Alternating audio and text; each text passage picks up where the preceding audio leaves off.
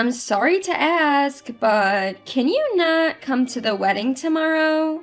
I didn't understand what was being said, so I immediately asked for clarification. What do you mean? Exactly what I said. I think Marty would also prefer if his low-level sister, who works at a supermarket, didn't come. I finally got a taste of what it felt like to be looked down upon. It's for Marty's sake. When they said it was for my brother, I couldn't say anything anymore. My name is Joanna. When I was in 9th grade, my parents passed away in a car accident, leaving my brother Marty and me alone. At first, I couldn't comprehend what had happened. We didn't have any reliable relatives, so our teachers took care of the funeral arrangements and other necessities. I could only watch, holding Marty's hand tightly. Only after the funeral, when it was just Marty and me in the house, did I finally understand. I cried my eyes out. I cried until I fell asleep from exhaustion. When I woke up, I felt considerably calmer, as if I had used up a lifetime's worth of tears. With a clear mind, I thought about how to go on living. Protecting Marty, that's what matters most. I decided not to go to college and to start working instead. I was worried about finding work without a high school diploma, but a classmate's parent who ran a supermarket offered me a job. Would you like to work here?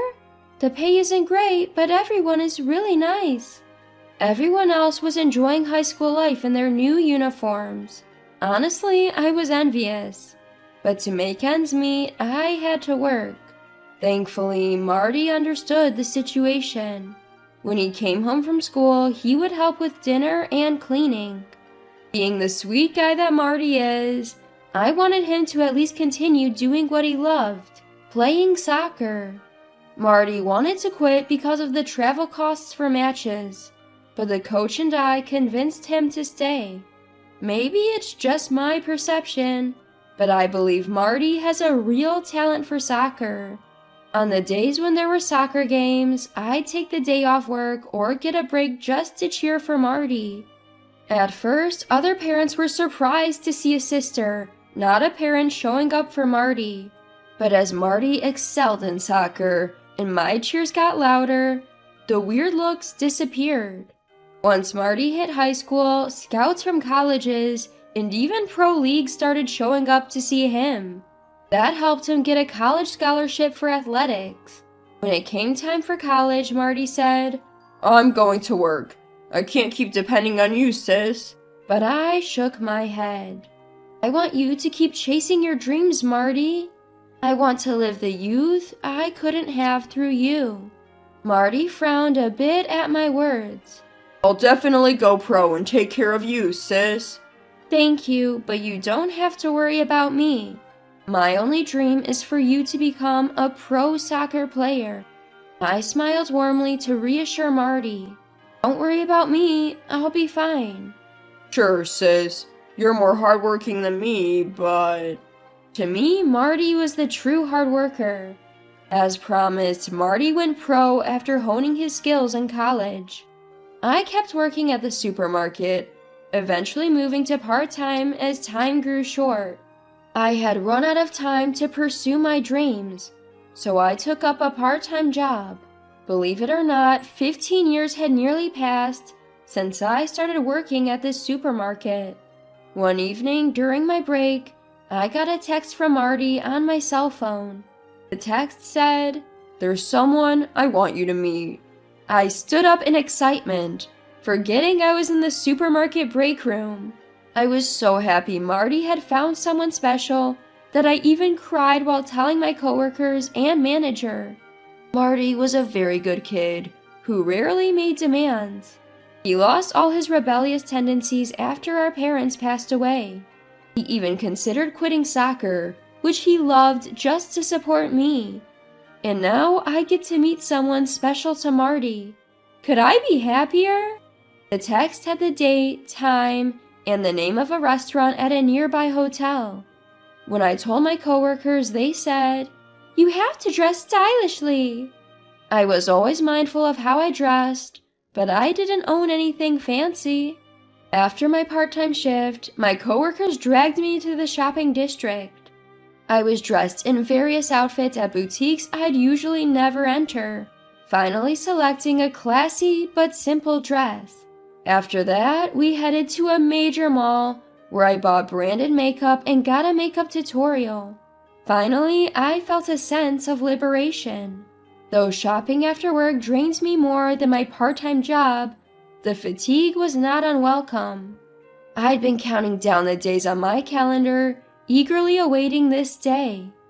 A few days later, I sat in the hotel lobby where we agreed to meet, wearing a dress I'd bought with a coworker. I'm not great at makeup, but I think I did it right, just as I was taught. Feeling nervous, I waited for the two of them.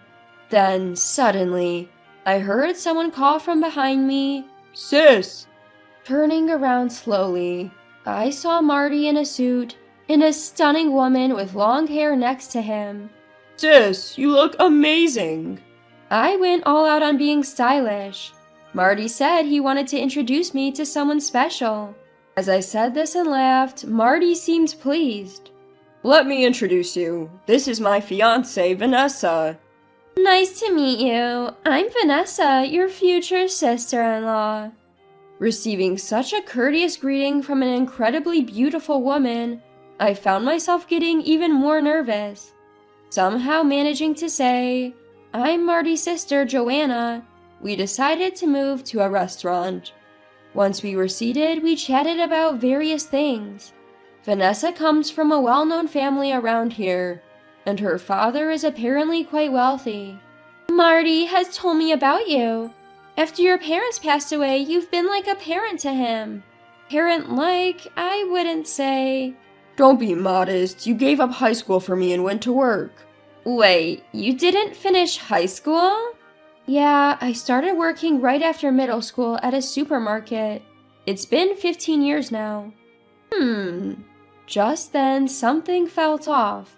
Though Vanessa was nodding and making cute faces, it felt like she was looking down on me from behind her eyes. I thought it was my imagination, but then I saw her sneer when Marty wasn't looking. "Your dress suits you well." She complimented my dress, but the way she scanned me from head to toe and snickered under her breath confirmed it. She definitely looked down on me. "Next year, we're planning to get married," Marty said, looking a bit embarrassed. To be honest, I wasn't thrilled, but if this was Marty's choice, I had to be happy for him. All I could do was offer my biggest smile and say, "Congratulations!" So our meetup ended. Though I had some reservations, if they were happy, who was I to say anything? I let it go. Days flew by, and before I knew it, Marty's wedding day was tomorrow. As I was getting my outfit and other necessities ready, a call came in from Vanessa on my cell. I returned her call immediately, wondering what could be wrong. "I'm busy too. Could you get to the point?" I never expected to be greeted like that right off the bat. I should have left on time, and I know it's my fault. So I genuinely say, "I'm sorry." On the other end of the phone, Vanessa lets out a sigh-like sound. "Oh, look." Then she throws a shocking statement my way. "Could you, sister-in-law, please not come to the wedding tomorrow?" What? I didn't understand her meaning, so I asked her again. "Vanessa, what are you saying?" "I mean, exactly what I said. I don't think even Marty would want his sister who works at a grocery store to come." Her condescending tone makes me realize what it's like to be belittled. She doesn't even try to hide her mockery. But no matter what, I can't miss my only brother's wedding. "Vanessa, that's not gonna happen." "I'm the bride, so if I say it's possible, then it is. Please don't make me say it again. It's also for Marty's sake." When she brings up Marty's sake, I can't argue anymore. The wedding will have guests like the coach and players of the team Marty is part of. Also, there will be people from the major corporations Vanessa's family does business with. People you typically call elites. I can't deny that I've wondered if me, a high school dropout, being there would ruin the atmosphere. Marty might say, "Don't worry about it," but I'm sure others won't feel the same way. Maybe it would be better to follow Vanessa's suggestion and not attend. Fine, I won't come, but can I at least send a congratulatory message? Even though it might be rude over the phone, if I can't say it in person, then what? Never mind then, Vanessa curtly says, hanging up the phone. Stunned, I hold my disconnected phone. I wish I could have seen Marty happy with my own eyes. I push the packed bag into the corner of the room and crawl into bed. I'll just sleep through today. I don't feel like doing anything, and if I let my guard down, I might start crying. I forcefully close my eyes, but I couldn't sleep until morning. The next morning, I check my phone and find several missed calls from Marty. No surprise there. The whole family was supposed to head to the wedding venue early in the morning. Just then, another call from Marty comes in. I answer the phone. Hello? Sis, where are you? I'm coming to get you. Marty, I can't make today. I can sense the urgency on the other end. Why? Marty asks with a sad voice. I'm torn about telling the truth when Marty continues. Did Vanessa say something? Is that it? How did you? Did Vanessa say something to Marty? Before I could ask, he says, Never mind, just get here now. We'll talk later. Then he hangs up. Even though I planned not to go, I hurriedly get ready and leave the house, concerned about Marty and Vanessa. When I arrive at the venue, I can hear shouting even before I enter the waiting room. Guided by the venue staff, I enter to find Marty, Vanessa, and her parents in a heated argument. Around them, relatives who were supposed to attend are confused. What do you mean, not inviting sis to the wedding? I can't invite a sister-in-law who works at a grocery store. It's embarrassing. Both of Vanessa's parents, standing next to her, nod in agreement. It's disheartening, but they seem to be on the same page. Seeing their reaction, Marty's anger reaches a boiling point. What do you mean I should be embarrassed? Sis has been working hard her entire life to raise me. Vanessa snorts at his words. Because of your sis, I might never get married, you know. I should be more important than her, right? So it is. Vanessa says as if it's the most natural thing in the world. Yeah, of course. Her parents chime in. Absolutely. Meanwhile, Marty looks like he's about to burst a blood vessel. Marty, Vanessa, let's calm down a bit.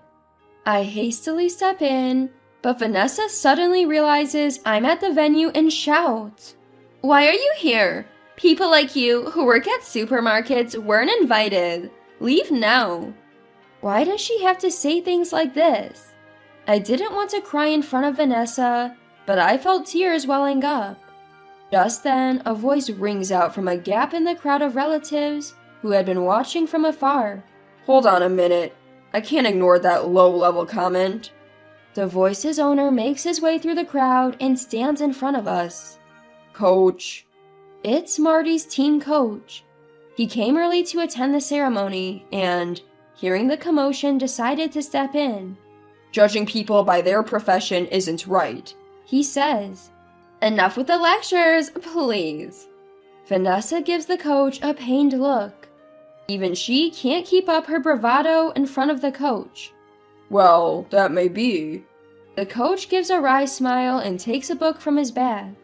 Realizing what the book is, all my sadness flies away, replaced by a surge of embarrassment.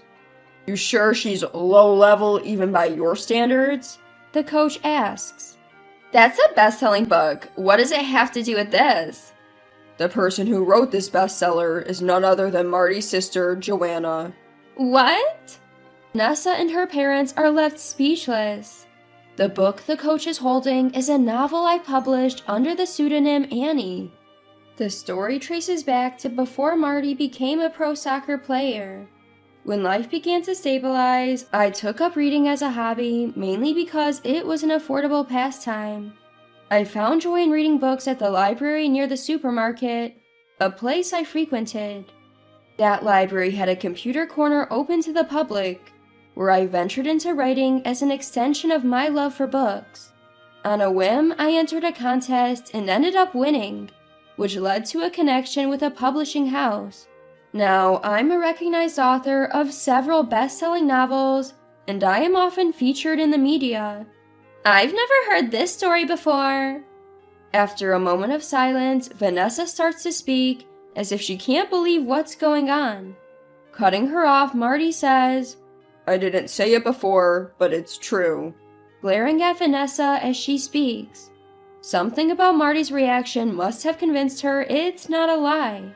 Vanessa turns to look at me, her expression changing from devilish to as radiant as a flower.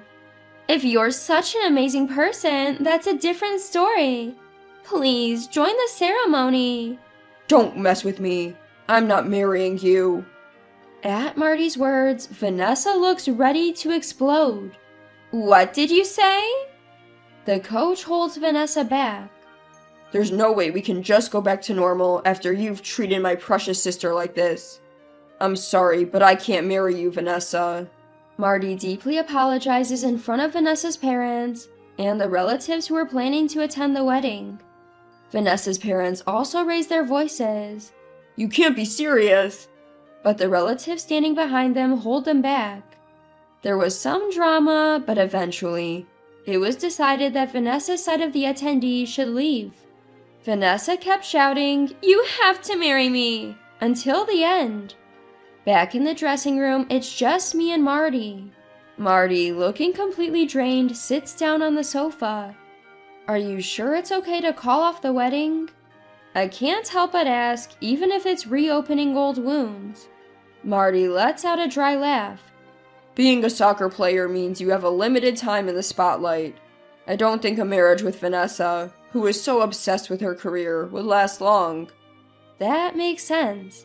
Marty has a point. I can easily picture how Vanessa, who ridiculed me so much for working at a supermarket, would treat Marty after he quit soccer. Why didn't you tell her that I'm a writer? I throw another question at Marty. Marty hadn't told Vanessa that I'm a writer. It felt like there was some meaning behind this. I just didn't think it was necessary. Marty smiles. But I can't help but think that maybe Marty had noticed something about Vanessa's true nature.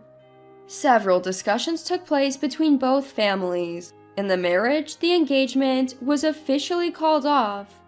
Vanessa and her parents resisted until the end, but it seems their relatives managed to hold them back.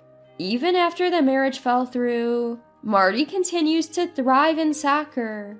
On the other hand, it seems like Vanessa's family faced a tough time after her outburst in the waiting room got sold to the media. As for me, I'm considering turning this experience into a novel while continuing my writing and supermarket job.